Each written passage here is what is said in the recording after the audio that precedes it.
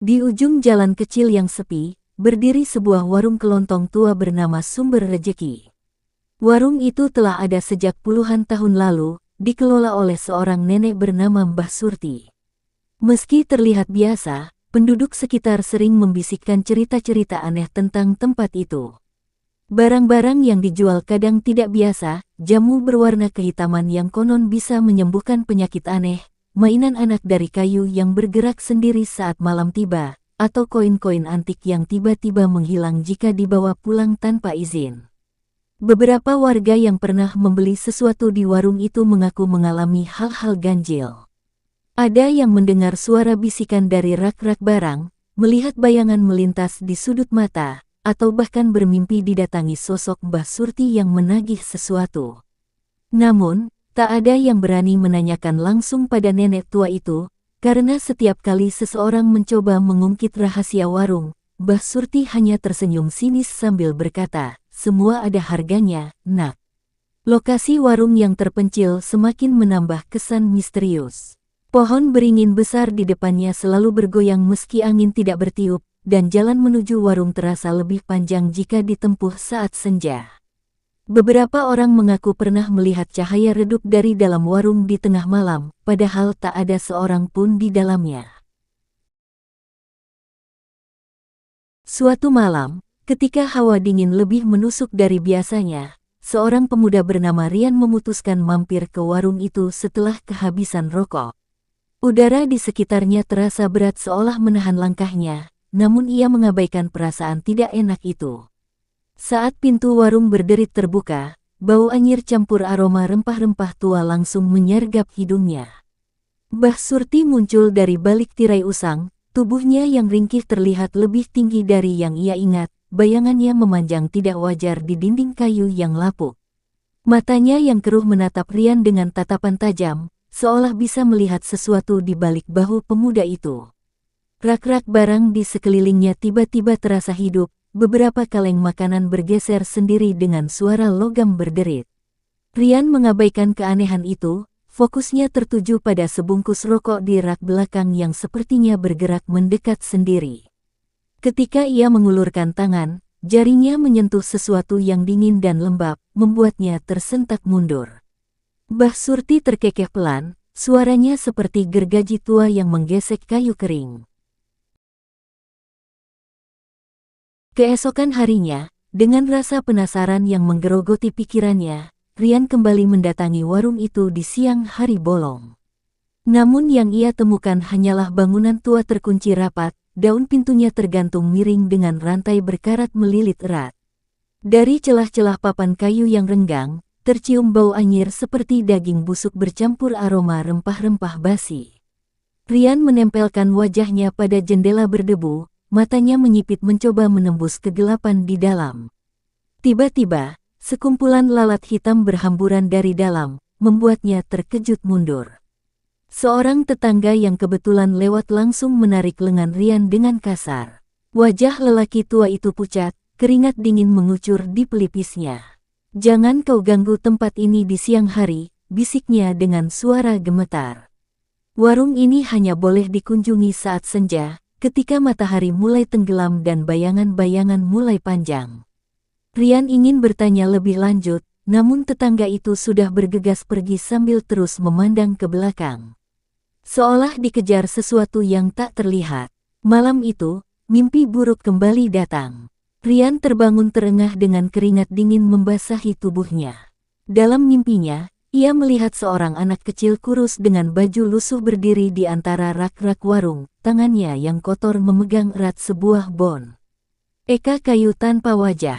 Anak itu menatapnya kosong sambil mengulangi satu kalimat yang sama berulang-ulang, suaranya seperti gema dari dalam sumur.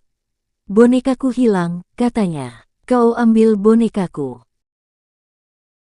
Rian tidak bisa lagi menahan rasa ingin tahunya. Dengan tangan gemetar, ia mendekati jendela warung yang retak, mencoba mengintip ke dalam ruangan yang gelap gulita. Matanya perlahan menyesuaikan diri dengan kegelapan, dan yang ia lihat membuat darahnya membeku. Mbah Surti berdiri di sudut paling gelap, berbicara dengan sesuatu yang lebih tinggi darinya, sosok hitam pekat tanpa wajah, hanya 2 titik merah menyala di tempat seharusnya mata berada. Tiba-tiba, seperti merasakan keberadaan Rian, sosok itu menoleh tajam ke arahnya. Rian tersentak, jantungnya berdegup kencang sampai-sampai ia bisa mendengarnya di telinga sendiri. Tanpa berpikir panjang, ia berbalik dan lari secepat mungkin, kakinya seperti memiliki kehendak sendiri.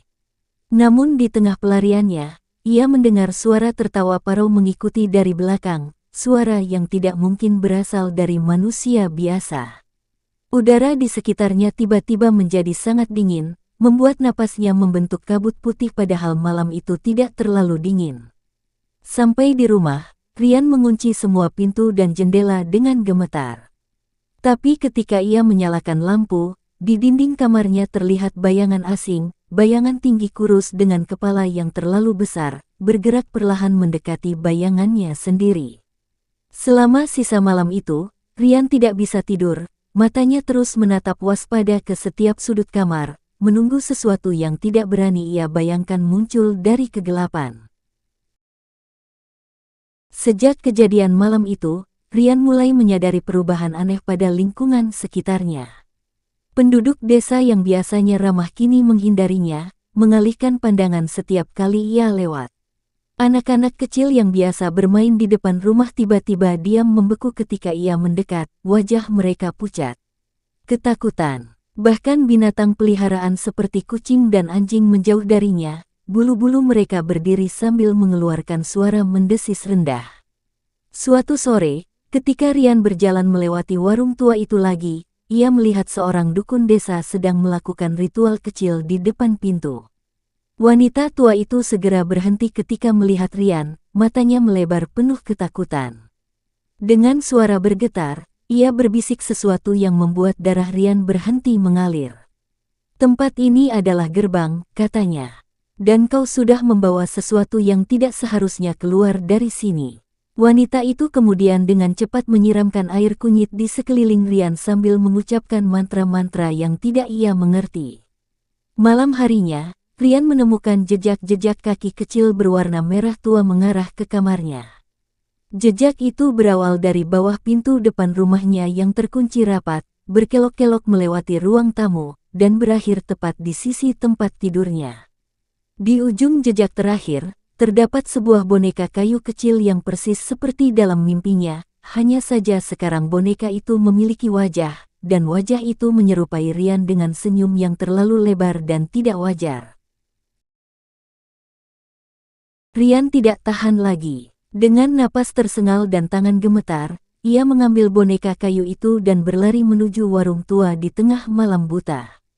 Bulan purnama tergantung di langit, memberikan cahaya suram yang membuat bayangannya memanjang tidak wajar di jalanan sepi.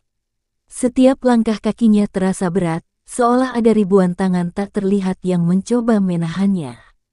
Udara di sekitarnya semakin dingin, sampai-sampai ia bisa melihat napasnya sendiri membentuk awan putih kecil di depan wajahnya. Ketika sampai di depan warung, ia terkejut melihat pintunya sudah terbuka lebar, mengeluarkan cahaya kuning redup dari dalam.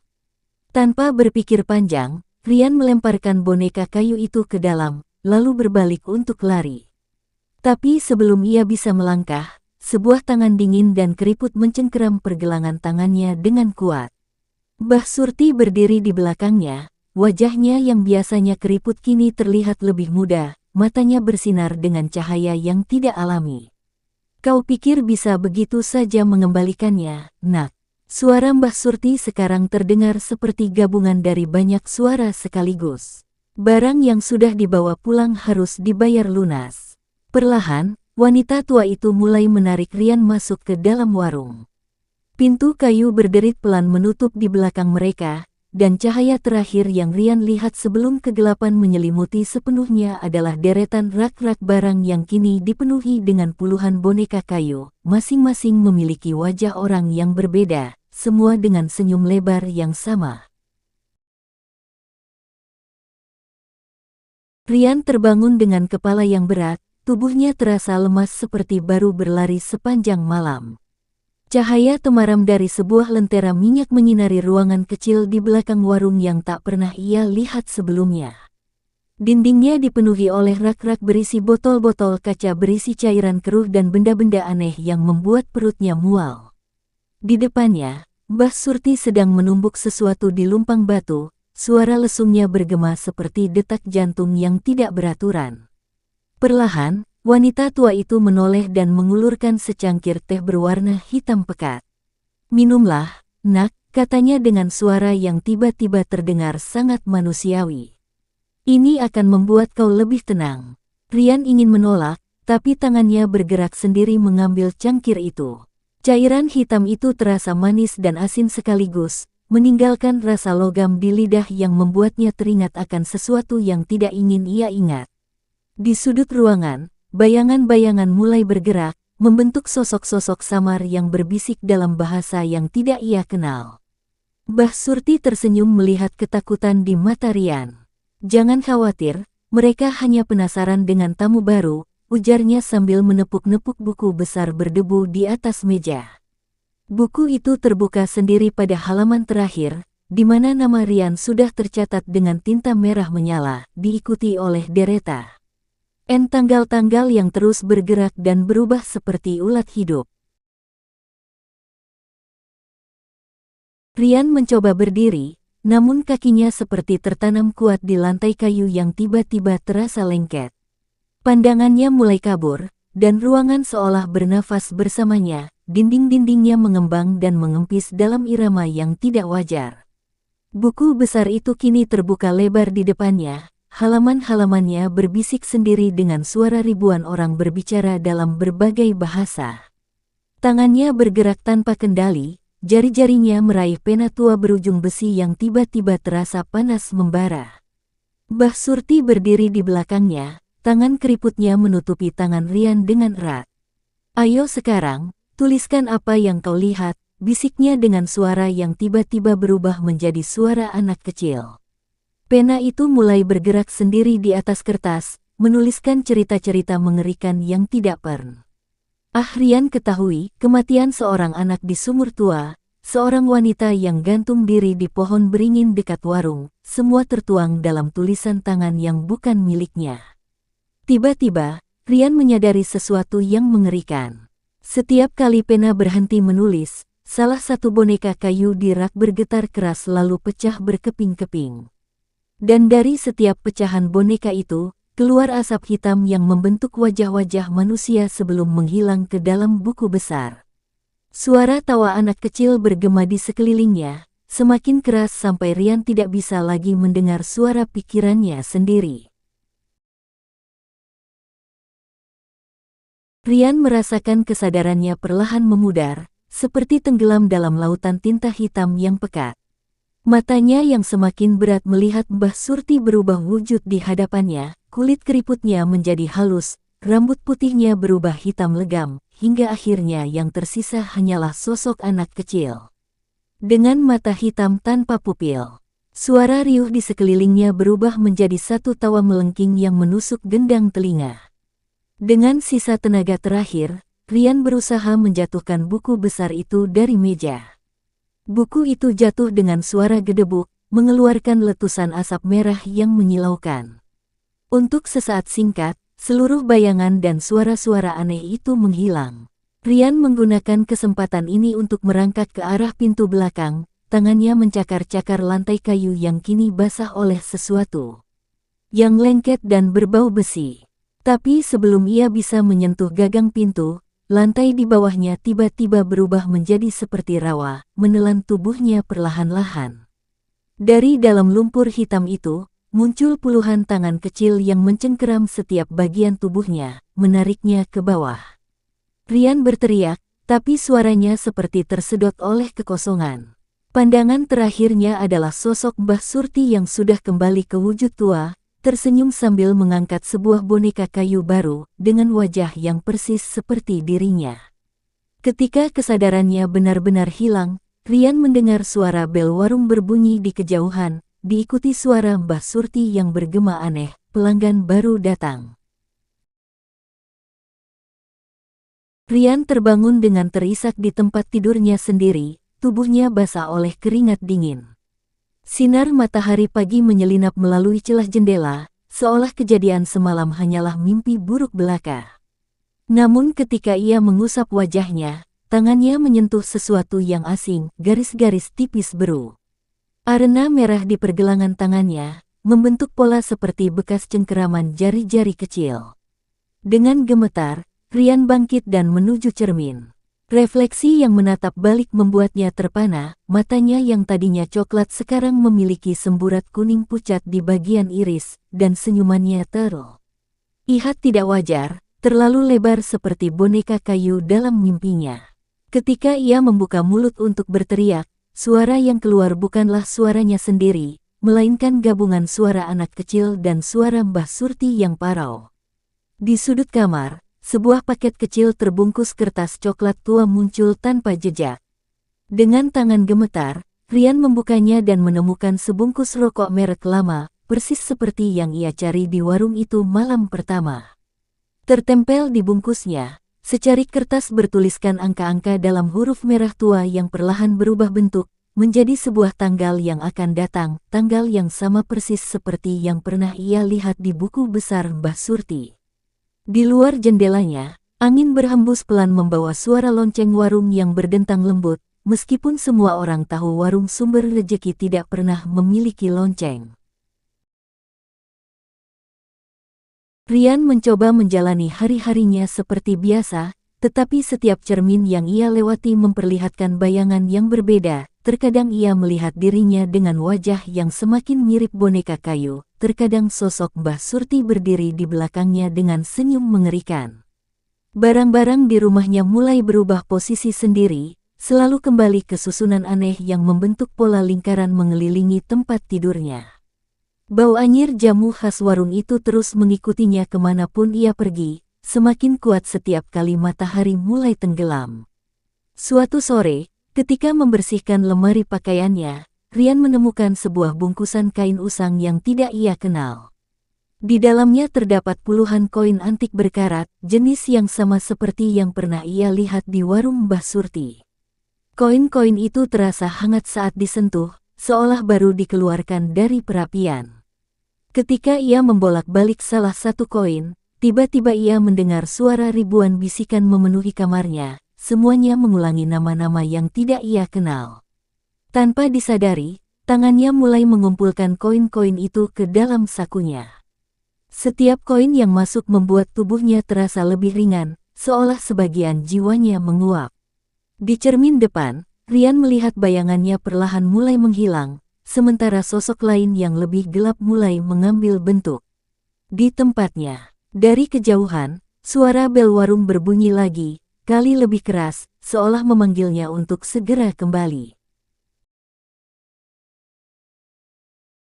Rian tak lagi bisa melawan dorongan untuk kembali ke warung itu. Kakinya melangkah sendiri melewati jalan setapak yang semakin menyempit, dinding semak di kanan kirinya seolah hidup dan bergerak mendekat. Udara malam terasa lebih pekat dari biasanya, penuh dengan aroma tanah basah dan sesuatu yang lebih tajam, seperti daging busuk yang disembunyikan di bawah aroma rempah-rempah. Saat tiba di depan warung, Rian terkejut melihat antrean panjang orang-orang berdiri di depan pintu. Tapi ketika ia mengamati lebih dekat, wajah mereka tidak jelas, seperti dilapisi kabut tebal. Hanya siluet-siluet gelap dengan postur tubuh yang tidak wajar, ada yang terlalu tinggi, ada yang lehernya terjulur panjang, semuanya diam membisu menunggu giliran. Warung yang biasanya kecil kini terlihat lebih besar, bangunannya memanjang ke belakang seolah tidak ada akhirnya. Pintu warung terbuka perlahan dengan sendirinya, mengeluarkan cahaya kuning kehijauan yang membuat antrian bergerak maju. Rian merasakan tangan dingin mendorongnya dari belakang, memaksanya masuk ke dalam. Suara Mbah Surti bergema di seluruh ruangan, tapi kali ini terdengar lebih mudah dan lebih banyak, seperti puluhan suara yang berbicara bersamaan. Selamat datang kembali, pelanggan setia. Kami sudah menunggumu. Di dalam, rak-rak barang telah berubah menjadi semacam altar dengan lilin-lilin manusia, setiap lilin berbentuk wajah orang yang berbeda. Rak paling depan kini dipenuhi boneka kayu dengan wajah-wajah yang familiar, tetangganya, teman kerjanya, bahkan beberapa wajah yang ia kenali dari berita orang hilang.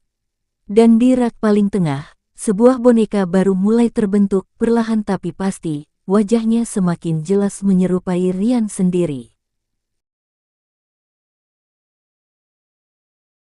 Rian akhirnya memahami kebenaran mengerikan yang selama ini dihindarinya. Warung itu bukan sekadar tempat transaksi biasa, melainkan semacam perangkap bagi jiwa-jiwa yang terjebak dalam siklus hutang abadi. Setiap barang yang pernah ia ambil tanpa izin kini menggantung di lehernya seperti beban tak terlihat. Koin-koin di sakunya berdenyut-denyut panas, seakan hidup dengan energi gelap mereka sendiri. Dengan gerakan lambat seperti dalam mimpi buruk, Rian melihat tangannya sendiri mulai berubah. Kulitnya mengeras seperti kayu, sendi-sendinya berbunyi setiap kali bergerak. Di depannya, Mbah Surti mengeluarkan sebuah cermin besar berbingkai hitam. "Lihatlah dirimu yang sebenarnya," bisiknya dengan suara yang tiba-tiba terdengar hampir iba. Di cermin itu, Rian melihat refleksinya telah berubah menjadi boneka kayu sempurna. Matanya terkunci dalam ekspresi teror beku. Tiba-tiba, seluruh suara di warung itu menghilang. Semua pelanggan bayangan berhenti bergerak, menunggu sesuatu. Mbah Surti mengambil tempat di belakang meja kasir, tangannya yang kini terlihat muda dan mulus mengetuk-ngetuk buku besar. "Waktunya membayar hutangmu," ucapnya sambil membuka halaman terakhir di mana nama Rian bersinar dengan cahaya merah darah. Rak-rak barang di sekelilingnya mulai bergetar, dan Rian merasakan dirinya terangkat ke udara. Tubuh kayunya sekarang hanyalah salah satu dari banyak barang dagangan di warung terkutuk itu. Di kejauhan, bel warung berbunyi lagi, menandai kedatangan korban berikutnya yang akan jatuh ke dalam peran lap yang sama. Dan di rak paling depan, boneka kayu berwajah Rian perlahan mengembangkan senyum lebar yang tidak wajar, matanya berkedip perlahan menunggu pelanggan baru datang. Beberapa minggu kemudian, di ujung jalan yang sama, warung Sumber Rejeki tetap berdiri dengan tenang seperti biasa. Penduduk sekitar mulai melihat seorang pemuda baru membantu Mbah Surti melayani pelanggan, wajahnya pucat, senyumnya kaku, dan matanya kosong seperti orang yang tidak sepenuhnya ada di tempatnya. Jika dilihat lebih dekat, gerakannya terasa kaku dan tidak alami, seperti boneka kayu yang ditarik dengan benang tak terlihat. Setiap malam Jumat, ketika lonceng warung berbunyi sendiri, pemuda itu akan berdiri di depan pintu menyambut pelanggan dengan suara datar yang terdengar seperti gabungan banyak suara. Dan jika ada orang yang cukup berani mendekat, mereka mungkin akan mengenali sedikit sisa wajah Rian dalam ekspresi kosong pemuda itu. Tapi tak ada yang berani bertanya, karena semua tahu, di warung itu, pertanyaan yang salah bisa membuatmu menjadi bagian dari koleksi permanen mereka. Sementara itu, di rak paling belakang warung, sebuah boneka kayu baru mulai terbentuk perlahan. Wajahnya masih samar, tapi setiap kali ada pelanggan baru masuk, garis-garis wajahnya menjadi semakin jelas. Dan di buku besar Mbah Surti, sebuah nama baru muncul dengan tinta segar, diikuti tanggal jatuh tempo yang terus bergerak mendekat seiring berjalannya waktu.